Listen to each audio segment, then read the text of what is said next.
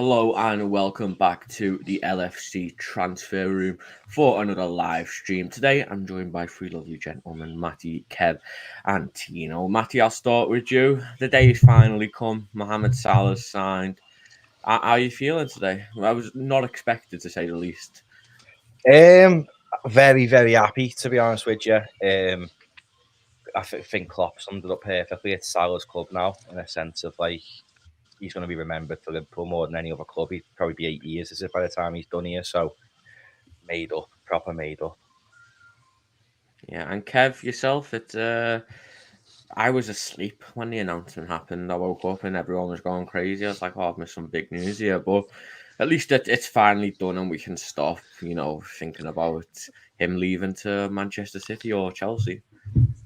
I know it feels as though this transfer window's just gone on more than what it has done because we just keep talking about it at some point. Do you know what I mean? So I was watching The Office, the American Office, and then my actual phone was going berserk, and then to see that news is just. I agree with Matty and yourself. It's just great news for the club, and he'll be.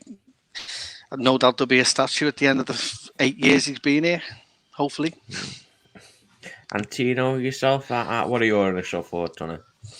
Well, yeah, I would like I said, I was at work. I'd literally got up from my desk, went to get a drink, checked my phone, and then, like I said, it was just going absolutely mad. I'm delighted. I'm really delighted. I think it all comes back to what Jürgen reportedly said about Philippe Coutinho when he left. Like, you can go to another club and you can just be some player, or you can stay at this club and they'll build a statue in your name. And that's really something that I think eventually, I think is a real possibility. Like Matty said, this is his club. This is the club he's going to be remembered for the most in terms of 10, 15, 20 years down the line, when you're looking at these legendary players who have played not only for Liverpool, but in the Premier League or football in general, and icons who have really had a huge impact on world football and the fan base and how certain religions are viewed as well. I think he's had such a cultural impact. For him to sign a new deal, again, it's just phenomenal. It's brilliant. I'm very, very excited. I just can't wait to see what he can do this season. Yeah, definitely. Hello to everybody joining, all the regulars, Eddie, Jen, Helio. Make sure you are leaving a like on the video. Also, if you're new to the channel, subscribe with the bell notification on. We go live pretty much every day at 7:30. We ruined our streak yesterday, but it is what it is. Liverpool made up for it with the Salah announcement. But the first thing I want to go on to is something that we discussed a lot. I was very opposed to it in terms of breaking our wage structure. It's been a hot topic around this Mohamed Salah thing. When initial reports come out, Liverpool were apparently offering 275 grand a week. Salah wanted 425 grand a week. It seems like they've met in the middle. But before we go on to that, Jen, massively appreciated as usual. Thank you so much for the super sticker, and as we always say, it goes back into the channel. But Jen, we love you for your continued support on the channel. But Matty, they've met in the middle. It seems like both sides have made compromises. It seems like the best outcome, doesn't it, regarding wage wise? Yeah, I always liked our wage structure because it's very bonus in a sense of, I remember I think it was when we won the Champions League, I think it was like Salah earned roughly 500k a week with his bonuses. And I like that because it makes the players, like, you don't want an episode of like Pogba at United who's just sat picking a pay packet up, or Gareth Bale at Real Madrid, for example. But I don't think they've broke it drastically. Numbers that were first reported when Salah wanted a new deal was 400, 500 grand a week, which I didn't want to see us do, to be honest, because then the next player will come knocking. But I think it's a slight increase. Virgil was the highest, weren't he, on 250? 220. 220, so it's 130 grand more than Virg. And I do think he'd probably be the next one to get a big deal. But I think the club maybe haven't broke the wage structure to an extent, in the sense of, I think they've just broadened the wage structure in line with the times. I don't think this will be the first player that Liverpool signed for over 300 grand a week, to be honest with you. I think Van Dijk will probably get it in a year or two. But that's just a sign of the times. Physically, you could not compete at the top end of the Premier League and the Champions Leagues paying people peanuts, really, because that footy's just went mad and it'll continue to do that. So I think Liverpool have now maybe just made the wage structure a little bit bigger. Yeah, I mean, Kev, I feel like 400 grand would have been too much. You know, as Matty said then, if the 350 grand seems like a bit of a sensible amount, doesn't it? You know, I feel like once you go into the 400 grand a week, that's when you're going to get some ridiculous requests from a lot of players, you know, but 350 grand seems okay, doesn't it? I think it was on the upper echelon of what a lot of people were hoping for. It was, but as rightly Matty alluded to, there was always going to be a compromise, and I'll be honest, I didn't expect the compromise to come as quickly as what it has done. I thought this was going to escalate and continue to the end of the transfer window, if not into the middle of next season. So I'm glad that it's being met. I agree. You know, if it gets to £400,000 a week just on his wages, then added his bonuses in on top, you know, it's getting to an astronomical amount. But you know, I'm quite happy that it has been dealt with, and it's been dealt with quite quickly for me. And it's something I didn't think we would be doing as quickly as we have done. We usually dawdle over this, and then it comes down to the last minute, and then we make a ridiculous decision, and we either offer too much or we let the individual go, and then we're surplus, and then we're looking for replacements. But I think it's just been at the right time. I think this has energized us in a way, and it's given everyone a bit of a lift. You know, after comments from the media turning around and saying, "Oh, that's it, we're finished," and then next Salah's deal's getting done. You know, we're getting linked with a few more midfielders, and there's a bit of energy, and I think the fans needed that at this time. So I'm just glad it's been dealt with, and we've come to a good compromise in the end. Yeah, I mean, Tino as well, it's very much, you know, when we bring players in now, it seems like we're going to be offering, you know, if they're very good prospects, you know, they're going to be coming in challenging straight for the first team. They're going to be around 140, 150 grand range, as we've seen with Darwin Núñez, Luis Diaz. When Thiago came in, he was probably the best midfielder in the world. He come straight in as one of the highest earners on 200 grand a week. But Salah, he now sets that bar, doesn't it? You know, it's if you want 350 grand a week, you have to be the best player in the world in your position. And, you know, we can look at it at tiers now. You know, Liverpool maybe have 4 tiers. You've got your squad player salary, you know, your rotation actual starter, and your starters, and then your upper echelon world class players. You think that's a good system that Liverpool have worked out, especially with the Salah deal? You know, if you're the best in the world in your position, you get paid the big bucks. I think it's a smart thing to do.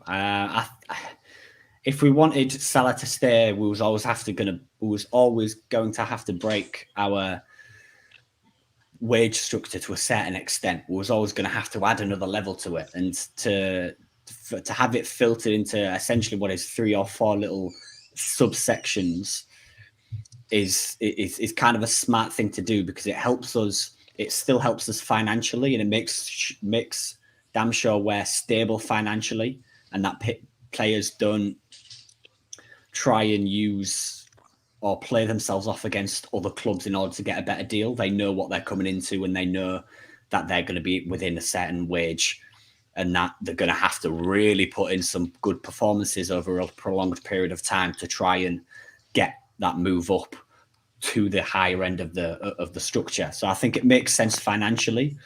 And it's a very, very good deal. I mean, I was sat here even just last week. I think we were all debating whether do we sell Salah now if you don't sign a new deal? Do we wait till next summer? And just to have that weight lifted off your shoulders, and to be able to just sit there and breathe and think we've guaranteed one of the best, if not the best, forward in world football at this present moment in time for the next 3 years, guaranteed. instead of going into a season where you sat there and you're worried. You look at even the couple of players who have left previously on free transfers, Emre Can, Gini Wijnaldum. There was that constant rumour cycle every single week, every single game. There was something different about another club. And the fact that we're going into this season with a new deal secured, 3 more years, and that it shuts up all transfer speculation, I think will help the club and help Salah as well, push his levels to an even higher. Yeah, I mean, Matty, it is, it's a great time to sign Salah, isn't it? The club, all the players who went on international duty straight after the season come back on the 4th of July, and then everybody else comes back on the 9th of July, the likes of Mohamed Salah, Naby Keita, all the Brazilian stuff like that. So it's a great time. We're going into the season. We've got the majority of our new signings, if not all of our new signings, all going to be there. It's very rare we get a full pre-season with everybody, and there's going to be no rumours surrounding anyone. So it's what Jurgen Klopp would have wanted, wouldn't it, to have got this deal done before this pre-season starts?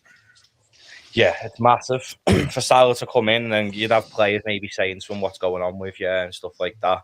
Coming into pre-season, because the players will talk like that. Every single player in that club wants Mo Salah to stay, because Mo Salah's getting you the goals that are winning you the trophies. They all want him to stay, so it removes all that doubt. And having a full pre-season with them all is huge. I do think there probably will be another addition.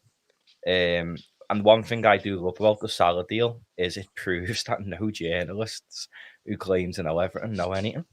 Because they all said that he was going for free. They all said he weren't signing. They all said he wanted all this mad money, like 400, 500 grand a week. And they all said that it won't happen. And he was going to go for, just last week, he was going for free. Shows, nothing. Again, got proved that when the Thiago signed, they were all saying that wouldn't happen. It happened. Saying Salah won't sign. He signed. They all know nothing. Jude Bellingham next. Yeah, I mean, look, we love the Athletic, but I feel like James Pearce has been left in the absolute dirt for a while now.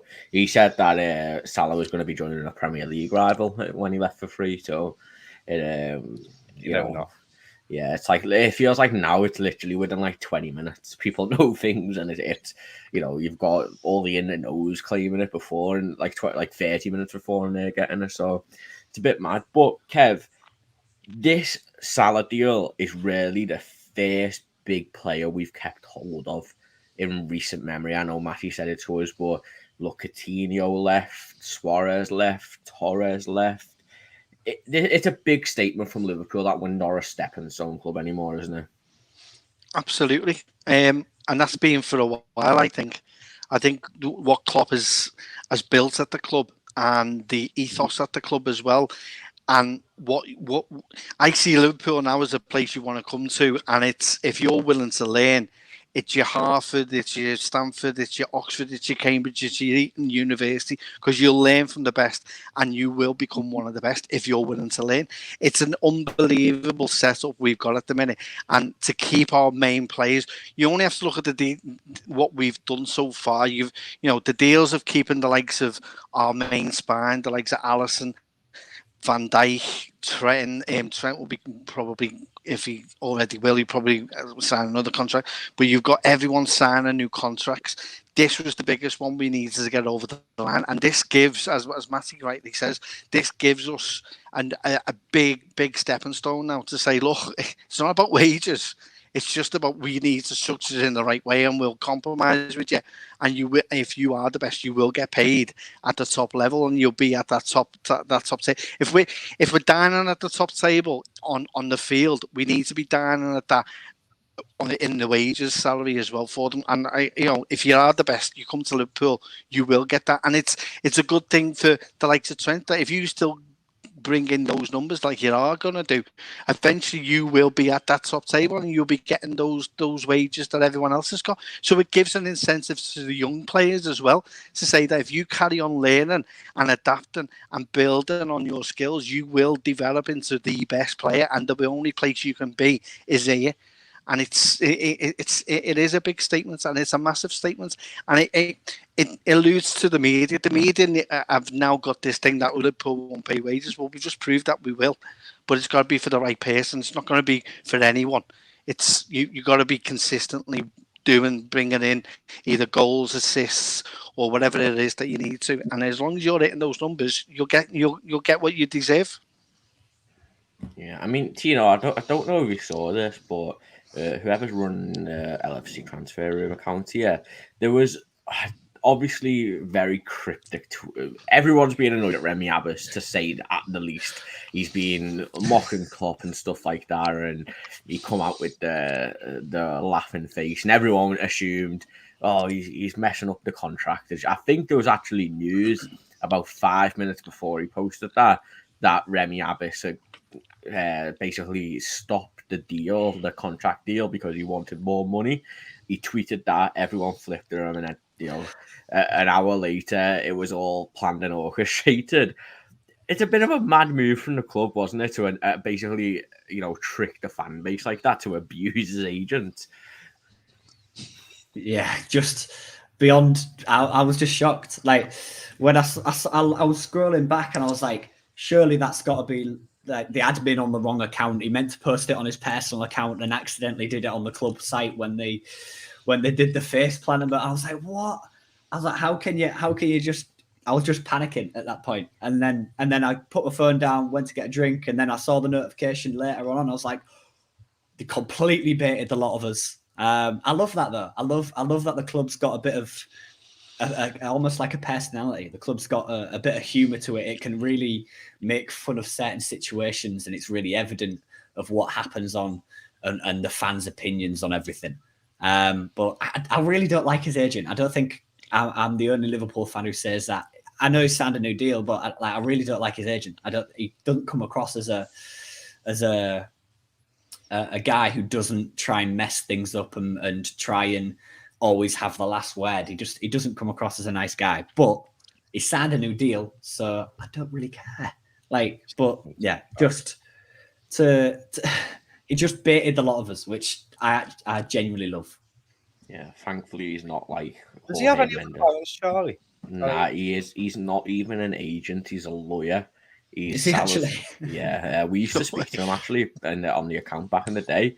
Yeah, he's not even an agent. He's a lawyer, and his only client is Salah that we know of. So it's thankfully he's not like Jorge Mendes. We probably won't have to deal with him again. So if we have a bad relationship with him, hey ho. But again, guys, if you're new, make sure you leave a like on this video and subscribe to the channel with the bell notifications on. You can also become a member on the channel if you would like. You get some little badge next to your name like Jen, and you can also put some cool emotes in, and we're in the works with some future stuff. So if you want to support the channel that way, you can. But Matty, one thing, before Mohamed Salah signed the contract, there was news saying that Salah wants certain guarantees going forward, transfer-wise. Jurgen Klopp signed his deal obviously late last year. There was a lot of reports saying that was a big thing to try and convince Salah. We've signed Darwin Núñez, which is probably the main big signing. Do you think maybe Salah's maybe went, all right, look, if we sign one more big name this window, I'll sign, and maybe that's what's got it over the line? Or are you expecting our business to be done? I don't expect our business to be done at all. I did, but as obviously got shared with you beat the other day and everyone else on the transfer room, the lad who actually said Mo Salah was going to be announced today has also said that Jude Bellingham's pushing for a move to Liverpool. So make of that what you will. I've seen quite a few people now talking about it on Twitter as well. The ones who class themselves as in the nose. Who knows? But I do think we are in the market for a midfielder. I think it's quite interesting. What I think maybe might happen is if we can't get Bellingham this year, maybe going for Barella. But I don't think Klopp would have signed if he knew there weren't going to be positions of strength for Liverpool.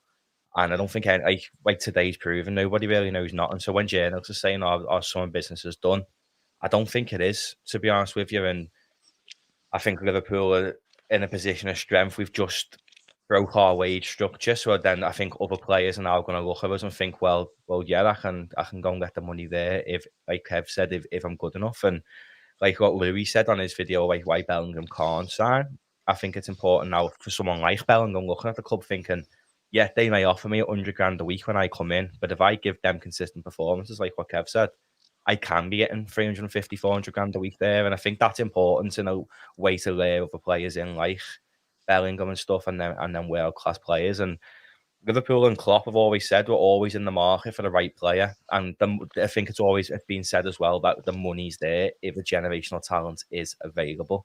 Now, we bid 80-odd million for Tino and Kev this summer, and we were still going to get Nunes.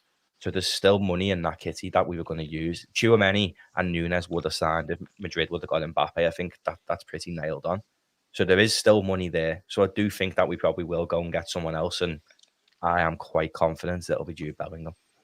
I mean, Kev, Julian Ward for his first summer. Today is technically his first day as Liverpool's sporting director, but I know he has been in charge of it. I think he was actually in charge of it since January. So, since he's come in, he's Luis Diaz. I think Virgil signed a new contract, didn't he? Last summer, did he? Or am I wrong? I think so, yeah. Trent definitely did. And Jordan Henderson. Jurgen Klopp, new contract, signing Calvin Ramsey, Fabio Carvalho, 2 future stars, Nunes as well, and now Mohamed Salah's contract. I mean, for his first day in charge, he hasn't done bad, has he? I'll be honest. It was probably the worst time to come in as taking over for Michael Edwards, if you think about it. He comes in, his arm is still there, he's still got his hand holding on to Michael Edwards and for the Luis Diaz deal. But this summer, what he's had to deal with before the summer started, Mane coming to him probably saying, look, I want to go.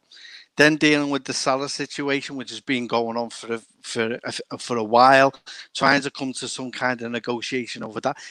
And then bringing in the players that he has done. He missed out on Carvalho because of paperwork not being signed on the last minute of the transfer window in January. So to keep that deal alive as well and to go back in and knowing that, there were people like Chelsea still looking, fine around, smelling around him. He's done well. He's done superb, and you can't knock what he's done. He's used his Benfica, his Portuguese contacts to work out a deal with Benfica for Darwin. So he's done it his own way, which is good. Do you know what I mean? He's probably kept to the dossiers and everything else that Michael Edwards has done, but he's put his little tweaks on it as well. Do you know what I mean? I don't know how true it was, but I think he came around to Bayern Munich and said, "Well, you think we're stupid asking for 35 million? You're asking for 50 million for Lewandowski, who's in a similar position. So tell me how are we going to play that?" So I don't know how true that is, but he's doing it his own way, and you can't knock what he's done. It's a big summer. You're losing Mane. He's brought in Nunes. He's then brought in who is it? He's brought Carvalho in as well. He's got Ramsey in. He's got backups there. I agree with Matty. I think there's money there available, and Tino and Kev, I think if we would have offered them 200 million and sporting director, he still would have went to Real Madrid. So. I mean, Tino, do you agree with Matty and Kev here? Do you think there is a midfielder or Jude Bellingham still on the cards this summer? Yes and no. I'm kind of on the fence because what we've talked about, the way we do business is if the right deal comes up, the right player at the right moment in time, we'll go for it. We're not holding back. We showed that in January with Luis Diaz. Tottenham was sniffing about. We was like, whoa, hold up. This is our guy. We're going to get him. And we made the deal happen pretty instantly. So if the right deal comes up, whether it's Jude Bellingham, whether it's Nicola Barella or someone else of that ilk, if the right deal comes up, then we're 100% not going to let it slide. If it's between us and him going to a different club, where we are without a question going to jump in there and say, hold up a second, like this is our guy, this is the guy we want. Here's the money. There you are. Come sign at Liverpool. So if the right deal's there, then we'll certainly sign him. But it is a lot of pressure coming in to take over from Michael Edwards to transition as they have done, and to have the Salah contract issues this going. Sadio Mane wanted to leave, and then going if Salah didn't sign, then going into next summer, that's a big summer. That is a tough summer, a year into the job by yourself without someone holding your hand for Julian Ward. So to now have a lot of our questions answered, with the exception of maybe that midfielder, is a very good spot that Julian Ward has kind of put the club in. It's certainly a very big summer. I do kind of feel if we get the right deal, we'll sign another player. But if I'm honest, I'm happy with how we are as a squad. I do think we could do with another midfielder, but if we don't sign anybody else, I sit there and look at that midfield and think we could change formations, we could switch it up a couple of different ways with the new signings we've brought in. So I'd be relatively happy and confident that Jurgen Klopp and the team and the players would go into that season and still challenge comfortably for Premier League and Champions League at a bare minimum. Yeah, hopefully. But again, guys, if you're new, make sure you do leave a like on the video. Also, subscribe to the channel with the bell notifications on. We go live every single day at 7:30 p.m. UK time. But Matty, one thing, in the past few months, we've signed Jurgen Klopp to a new deal. We've signed Mohamed Salah to a new deal. We've signed Trent Alexander-Arnold, Fabinho, Alisson, Van Dijk. All them players are the core of this Liverpool team. Alisson's not going anywhere anytime soon. Trent's going to be here for the next 10 plus years. Fabinho's, still got a good 5 years in him. Van Dijk's a freak of nature. God knows how long he's going to be going for. So for people who are going to be coming into the club, they've saw the manager get a new deal and all the core players. That's going to be an attractive prospect, because you're not going to be coming in, like Man United did when Fergie left. That squad is already there for you to come in and try and improve on, isn't it? Yeah, and I think the appeal to players are the most secure clubs, I think, in world football. It's Liverpool and City in terms of manager. If they know what to do and they've been there a long time. I think, not being bitter, but I think any player who doesn't want to play for Liverpool is mad, because not in terms of the club and how big that is, but to work under Jurgen Klopp. Now, say half of the players go into coaching in world football. If you get to work under Jurgen Klopp, you're learning from one of the best managers. You learn his philosophies, how to have that man management of a squad. And I think you're mad if you don't want to come and play under Liverpool. And where Haley said about Nunes getting signed, Salah getting signed, is FSG ready to sell? I don't think they are. I'm thinking back, it's just clicked in my head when he said that. Didn't he say the Redbird investment was going to help with stuff on the pitch? Yeah, they did. So that was something I called James Pearce out, which got a lot of traction on Twitter, because the Redbird investment was meant to help with the COVID offset. But after that, then all the journalists who reported that were coming out saying COVID's affected the club, so they can't do transfers. So they were backtracking on themselves, but maybe it took an extra year to kick in or something. But if it's happening now, it does feel mad that Liverpool have paid Salah more. They have went and spent money on Nunes, which is I'm a bit worried about it. Not going to lie, if Klopp wants to spend that much money on a striker, I believe him, but I don't know too much about him. It's a big money, but I do think there's money there, and I think for Liverpool, it's one of them. If FSG have seen how much money they can make now through winning every trophy, they know how much each trophy is worth and what it's got for the club. And I think this year, on the back of our record financial numbers for the season, so we were always going to spend big. This was the summer everyone was promised was going to be a big summer, and I still think if we get Bellingham over the line, this is the biggest Liverpool summer in history to date that I can remember. Yeah, definitely. I mean, Kev, it's Sadio Mane leaving. It seems like his wages have gone straight to Mohamed Salah. It was, it seemed like it was one or the other, but it did feel like Mane wanted to move more, and you can't really blame the club for cashing in on Mane and then giving his wages to Salah, can you? You can't. It would have been nice to keep hold of both of them, but I think this is, if you look at the team now, it's evolving that much. And it's how you, as we've said, this is how you leave your legacy, in the fact that you've got big leaders at the club who've been part of it from the start, who would then are the template that you then bring players into to bring alongside. There was always going to be an evolution in that front three. I didn't think it would have been Mane. I thought Bobby may have been the first one to leave, but at some point that's a break up. It's the longest the front three have been together for a while. It's been together for like 4 or 5 years. At some point it needed to be broken up, and sadly, we miss out. Mane's gone, but we can say his wages have gone to pay Salah, but are they getting freed up to bring in someone else, such as and bringing in being part of a package that could bring in the likes of a Bellingham in? Do you know what I mean? So there's different ways we can look at it. Do you know what I mean? There's different ways we can perceive it's where that money's gone, but the front three needed to be evolved. We've evolved it, and we brought in something that's new and different, and looks exciting. Do you know what I mean? We've now got an option of different formations, more so than what we've had in other years. So, it's sad in one way, and I agree. Mane is one of my favourite players, and he still will be. But if he wanted to go, then he goes with my blessing. Do you know what I mean? So, sadly, one had to go, and it was him. Yeah, I mean, Tino, Mane is still actually earning more than Mohamed Salah.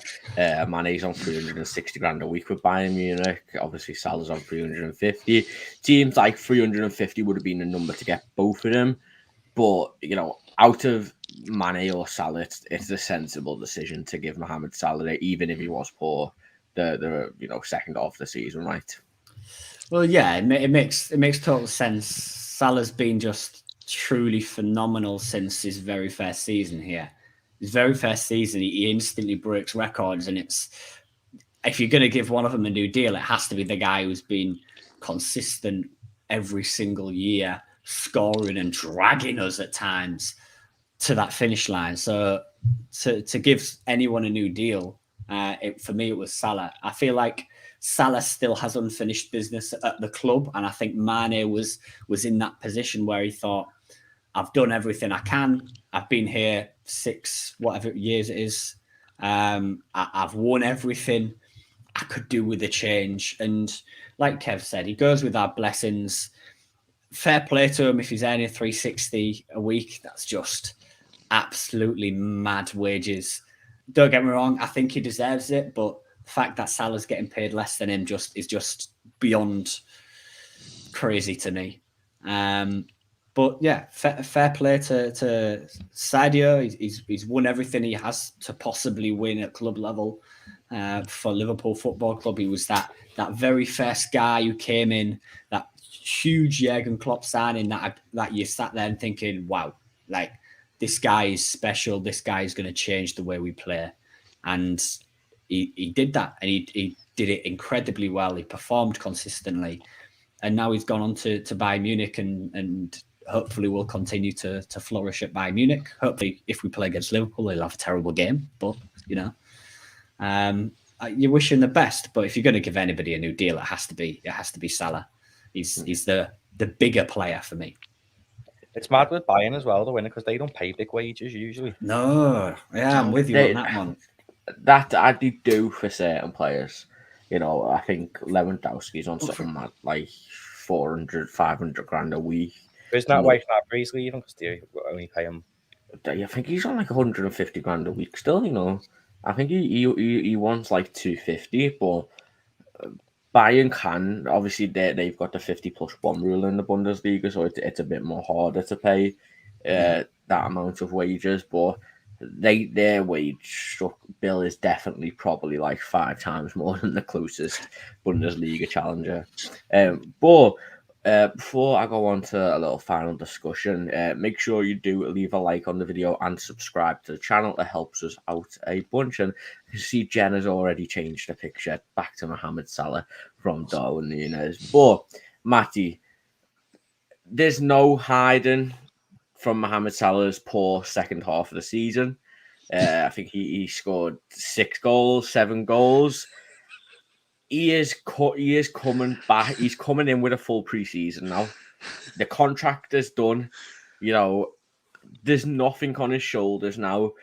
Egypt isn't weighing him down. You know, they're out of the World Cup. They're out of everything. You know, we have to expect Mohamed Salah back on his best now. There is no excuses, is there? You know what, right? Salah's numbers over the past 5 years are a joke. Like, no winger should be producing that many goals and assists, by the way. So if he was to have a season this year where he only got 15 goals, I wouldn't be bothered because he's still got 15. I want Darwin Núñez to come in and get 30 goals a season because he's our number 9, to be fair. But yeah, I think it's massive for Salah now having Egypt. Huge that he's not going to the World Cup and he's got Christmas off. Huge. He's one of the best players in the world with December off. Like that's massive for Liverpool. And then they come back into a busy schedule like from Boxing Day onwards, don't they? And Salah's going to be as fresh as they come, which is going to be perfect for Liverpool. I think he's probably going to break more records.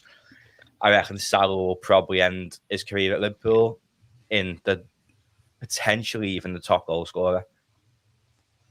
Potentially. I think he's a fair bit away from Ian Rush. I'm just going to Google it now. Ian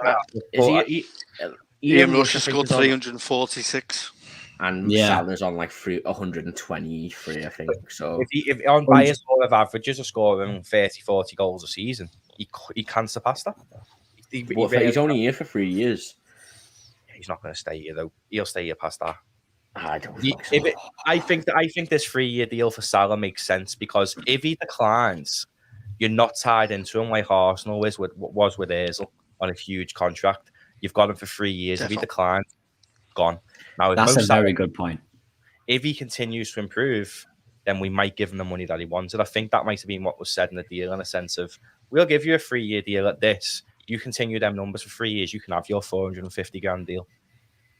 That's a bit mad though, because you'll be 33, you know, and no way.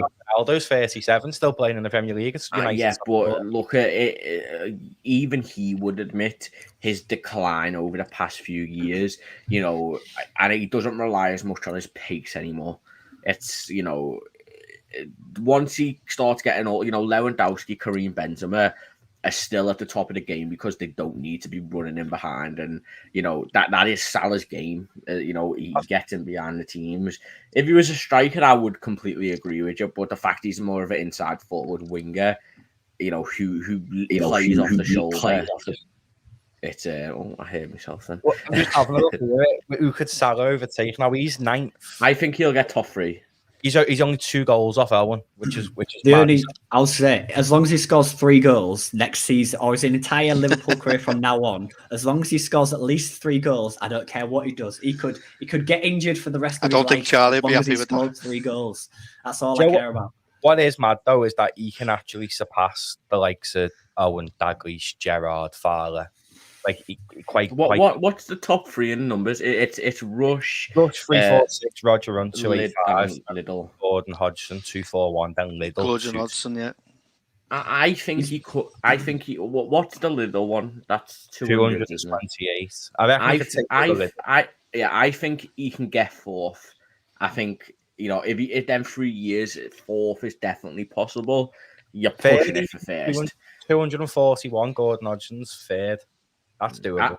You're pushing the top 2. I don't think are getting caught. Even in the grand scheme of things, the fact if he scores more goals than the likes of Fowler, Gerrard, and stuff like that, that's huge. That's massive. Like, he is genuinely one in my lifetime. You could argue one of the greatest players I've ever seen. Luis Suarez is the best individual, but in terms of what they've done for the club, Mo Salah is the modern day legend. He's as important to Liverpool now as Ian Rush was in that 80s and 90s side. You know what I mean? He's that important to us. So I think he wanted a longer deal. Liverpool probably said to him, well, don't give us them numbers for 2 years and we'll talk. Yeah, I mean, Kev, I've been very vocal about it. I'm willing to wipe the slate clean. Don't watch your channel, you wouldn't know. But, you know, I'm willing to wipe the slate clean.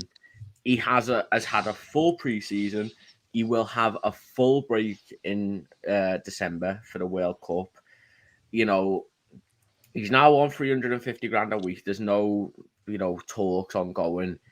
he has to get back to his best. It's simple as that, isn't it? You can't be paying someone 350 grand a week and them getting, 3 non-penalty goals in 5 months. Sure, we had this conversation last time about it, Charlie. It's mad that you're seeing a player who scored 118 goals in 5 seasons. I go off and you're form, playing Kev, him for 6 months. Look, I go off How recent dare form. you? How dare you? I go off Come recent into my form. club. For all I know, his peak has passed him, and we've just offered 350 grand to someone who's going to score us 10 goals. Charlie had this exact same discussion last summer when he had a few months when he was shit. Well, it's not out of the realm of impossible. It isn't. Charlie, it's not. I am positive about this news. Look, I'm happy. I can finally put me Mohamed Salah pictures back up. He's been sitting next to me the whole time. He can finally go back up on the wall behind me. I've had a bit of a falling out with Salah, but the last season didn't happen. But he has to get back to his best. He has to. No, I agree. I agree with you to some extent. I am, coming out and saying what he was going to do in the Champions League final. I was made up. He did that. It shows that he thinks and he is the biggest player. I agree. His form hasn't been good. It dipped very much so after the AFCON, and we relied heavily with Sadio then, because I did think he went into a bit of a sulk in the fact that he got beat by Senegal twice in space of like 3 weeks. That took its toll on him, but he wanted to come back. But I agree with Matty. If he only scores 15 goals next season, I'm not going to be too concerned about that. Although I hope your blood pressure doesn't go through the roof if that is the case. Oh yeah. I expect. I think Charlie, if he only scored 15 goals, but then in all competitions, no, but he got like 20 assists. But on the flip side, Darwin Núñez scored 40, 50 goals. Look, if that happened, I'll be happy with that. But I expect so much from Salah because he set the bar so high for himself. Yeah. It's his fault that I'm judging him so harshly. Because I'm expecting Golden Boot performances every season, because every season he's been at Liverpool, he's put Golden Boot performances in. So yes. You go from, and I know he won the Golden Boot this season, but he had an unbelievable last season. He had a out of this world first season. If he would have kept on that form, he could have scored 40 goals in the Premier League. But he had that second month and the second half of the season. And if he does that again, I'm not that bothered in a sense, because I was more annoyed with the whole contract situation around it. He was asking for so much money when he wasn't performing to the standards, and there was so much going on, like you said, with the. I think it affected him going into the Champions League. Definitely. And I think it could have affected the whole squad, because, Harvey Elliott was even saying that he's asking Salah every day to sign him. I'd hope the players are more professional than that. But, we don't know what goes on. Little things can happen. But Charlie, the other thing you got to think about as well is that, he has no excuses now. There's no fallbacks now. He's the highest player this season. It is. He is in that cul-de-sac now where you can't be blaming anything else. This is now. It's going to be on form. Do you know what I mean? So you are the top player of the club. There are expectations of you, and you're going to have to hit those expectations every year. And that's only because of the level he's actually set for him since he's set through that door. Do you know what I mean? But again, to me, that's what he needs to do. How many goals would you be happy with next season, Charlie? From Matty's brought up a good point there about Darwin Núñez. For instance, if Darwin Núñez comes out and gets like 40 goals this season out of the blue, I wouldn't be bothered if Salah got like 15 goals. But off his previous standards set in every other season, minimum of 25 goals. Minimum 25, ideally between 30 or 40, because he set such a high standard for himself, yes. and I'll admit it seemed like I disliked him. I never disliked him. Look, he's one of my favourite Liverpool players of all time. But, you know, I get very passionate very easily, and little things do annoy me. And that was something that annoyed me. And We can tell. Yeah. We can really tell. Yeah, but, you know, as Tino, I mean, look, as we've said, it is a clean slate now. There's no more excuses. There's nothing going on in the background. Full preseason, you know. Yeah, It's a new start, isn't it? Yeah, 100%. You go into this season, like we've mentioned, no World Cup. You look no contract situation, no AFCON, no nothing. This is a season where he has to perform. And don't get me wrong, his form did dip at the end of last season. There's no denying it. There's no shying away from that. It dipped, and he wasn't as good in the latter half of the season as he was in the first half. But you have to take into account he's played a hell of a lot of games since he's signed for Liverpool. He's played consistently 30, 40 plus games every single season, if not more, guaranteed. And it's going to take its toll on his body. What he needs to do now, he needs to chill. He needs to relax, take the summer off, come into pre-season, start afresh. And then when he has that break over the season where the World Cup's going on, brilliant. He can rest up and he can really make sure he's ready for when we come back into that difficult, high pressure part of the season after the World Cup and just absolutely batter everybody out the park. But you look at the goals he scored this season in all competitions. He's got 31 goals and 16 assists according to Transfermarkt last season, which is a ridiculous stat. I think people underestimate how impressive and just go on to expect he's just going to consistently perform at the same levels, hitting record-breaking season after record-breaking season, when I think in reality you do have to provide a bit of leeway and a bit of take a step back to say, listen, he's done well, he's done absolutely unbelievably, but if he scores 20-25 goals in all competitions plus next season, I'm taking that as a win. I genuinely am, because of the amount of games he's played and the amount of unbelievable performances he's put in, even when he's not scored that many goals in those individual performances. Yeah, definitely. I mean, before we finish off, again, make sure you do leave a like on the video and subscribe to the channel. We are live 7:30 every night, and come and be a part of this great community. Why not? But, you know, I'll let anybody finish on, you know, the Salah thing. Give your final thoughts on it. Great thing for the club, great thing for the future. But whoever wants to take it, just fire away. I'm just relieved, if I'm being perfectly honest. The amount of time I'm just stressed. Like every single week, it was a different transfer rumor going on. I'm just so relieved that we can just put it to bed and not think about it at all until like 3 weeks' time, when Marca announced that Real Madrid are planning to sign him in January or something stupid like that. But I'm just relieved that it's all over and done with. I'm just gutted we're not getting any more Salah debates with Charlie on. That was all I was missing. Look, do you know what? Yeah, I've had a clip, a stream clip where me and Jack were going at it for ages, and I was going to post it this morning, but I slept in. And as soon as the news got announced, I deleted it because I couldn't post it anymore. Like this with Mane, though, when Mane was shit and then Mane started packing. It's funnier to see Charlie when they're back. I'm a very reactive fan. If you're playing good, you know, you're playing good, because all I care about is in the moment. Because at the end of it, that's all that matters. If you're scoring, you're scoring. If you're playing shit, you're playing shit. I'll say it as I see it. Wow. On that note. Yeah. Definitely. I'll just answer a few questions before we go.